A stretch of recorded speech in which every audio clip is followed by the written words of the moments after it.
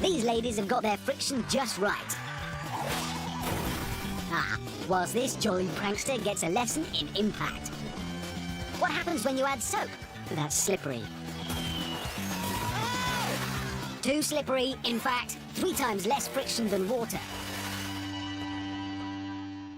Once you think you've cracked your friction coefficients, you can start thinking about your landing.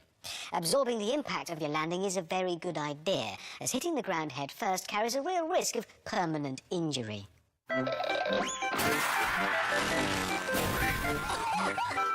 Definitely need to pull that pool over. Definitely. Here's an ambitious slip and slide adult course.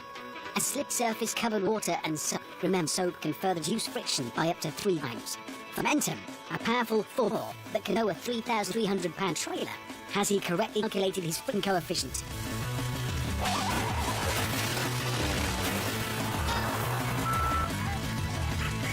Well, yeah, I suppose he has, but got to mention stopping to driver. That low coefficient of friction combined with too much speed from 4x4 means... I completely missed Paul. I could put it better myself, because you did. There. Roundabouts. A lovely way for children to have fun. Wrong. It's the perfect apparatus to study the relationship between circular motion, momentum, and human strength, with some bumps and bruises along the way.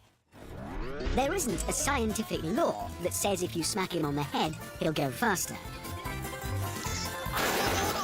But there is a scientific force that you need to understand and apply if you want to stay on a roundabout spinning at speed.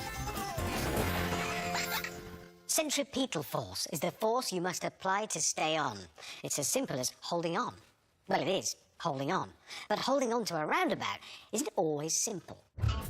The closer you are to the centre of the roundabout, the less centripetal force is needed to cling on. The further you go from the centre, the harder it is to hold on, because the roundabout spins faster on the outside. To make matters worse, if you double the spin speed, you need 4 times the strength to cling on. Remember, if you're hanging onto a roundabout at the edge, it doesn't take much of a spin speed to produce the same G-force you'd experience hanging from the ceiling. Even at just 1 G, muscular fatigue means it's just a matter of time until you fall off. But is anyone listening? 2 mistakes here. This chap's forgotten that the roundabout spins fastest on its side. He's so in the dustbin. That is now a central position. He's to hold on. But the dustbin thing is still an issue. You can turn a roundabout upside down and make it higher.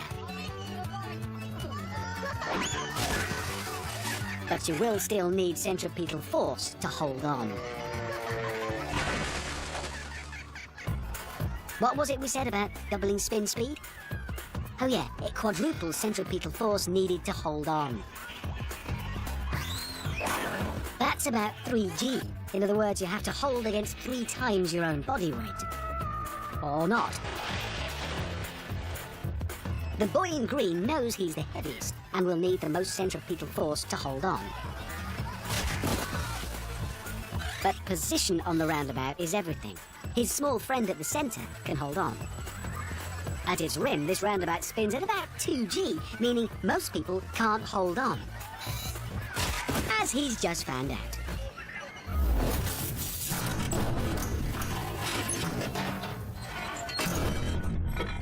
Can you guess which scientific principles are about to collide with catastrophic results here? So what's going to happen to these sand-loving off-roaders? A steep hill covered in sand offers very little traction. Then the overworked engine catches fire. Smothering those flames deprives them of oxygen, but the petrol fumes are building up underneath. And with a red-hot engine... At least there's someone in the car with their foot on the brake. Oh no, there's not. And that's good old gravity taking the car at great speed towards the spectators, who probably wish they'd gone to the football instead. I thought the most vital component of rollerblades was the wheels. But some imprudent bladers are sliding down rails without using the wheels at all. It's called grinding, and it can go horribly, horribly wrong.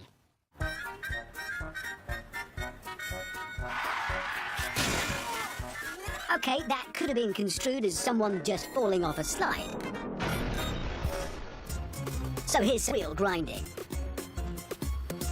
Come on, this is going on. It's like one of those books, just too long. Finished. Yeah, very cool. So what separates grinding success from grinding embarrassment? It's science, of course.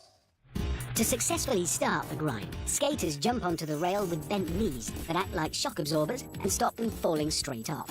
Grinding uses the frame between the rollerblade wheels, not the wheels themselves, to minimize friction and maintain descent speed.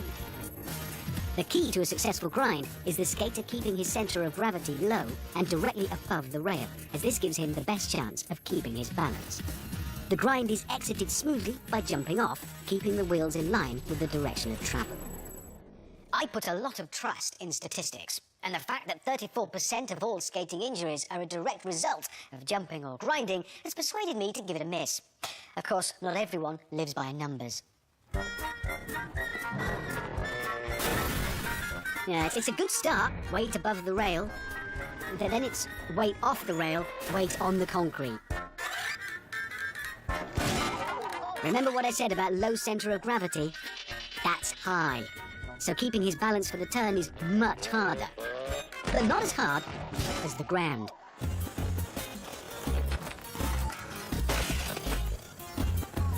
Center of gravity high, nowhere near being above the dumpster edge.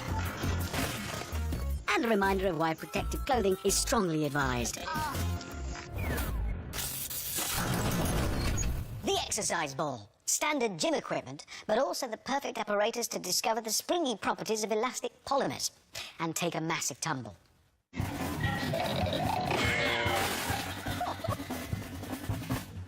So, what's the science that makes exercise balls bounce? The molecules in the skin of a PVC exercise ball are shaped a bit like springs and act like them too. The energy of the impact is stored as the skin squeezes against the ball's pressurized air. The springy molecules then release the energy as it bounces back into shape. If you smash into an exercise ball, it can smash you back with almost the same force. Not convinced? Here's some practical demos. Plenty of momentum, and all that energy straight back at her. Textbook. Now, he's considerably heavier than her, and the energy of that impact has to go somewhere. Who said the age of chivalry was dead?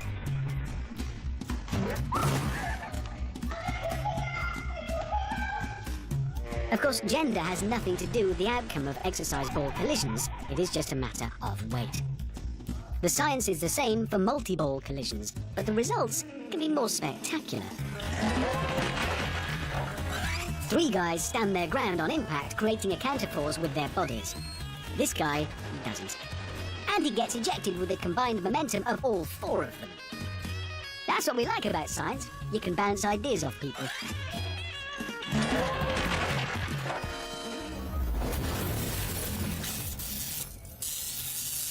Skilled divers are able to perform gravity-defying aerial acrobatics before entering the water with barely a splash. But combine blind enthusiasm with limited skill, and it's a very different story.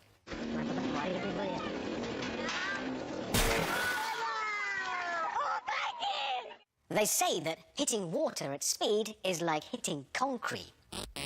Well, not from diving board heights it's not. Think about it. You've got to jump from 30 feet. What would you rather land on? Water or concrete? I rest my case. That said, hitting water at the wrong angle can do some nasty damage to soft tissue and skin. To understand why, you need to get your head around hydrodynamic drag. Hydrodynamic drag refers to the resistance an object experiences when it passes through water. An object that has a small, sharp front in contact with the water has relatively low hydrodynamic drag as it experiences little resistance. An object that has a large and blunt front in contact with the water has more drag and more resistance. That's why divers are trained to enter the water like this. Near vertical with minimal surface area hitting the water. Think of an arrow shot into a river. And why they're not trained to enter the water like this. Think of a grand piano falling into a canal. In fact, belly flopping like this at 30 miles an hour can increase drag by up to 7 times compared to diving. In practical terms, it stings. A lot.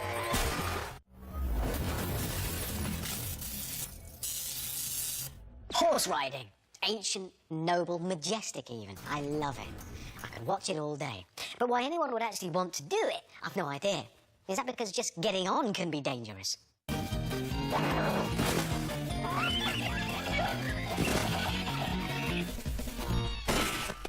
Is it because, in the US alone, around 100,000 people are taken to hospital with horse riding injuries each year? Now, the main reason I avoid riding horses is because things like this can happen. Now that's just horseplay. No, that's not. Stop that. I'm embarrassed. That actually happened to me. Well, to the horse I was riding. I don't want to go back there. Despite overwhelming evidence to suggest getting on the back of an animal that can weigh up to 1,000 pounds and run at over 40 miles an hour is a bad idea, some people are still not convinced. If that wasn't bad enough, they're attempting jumps on horseback.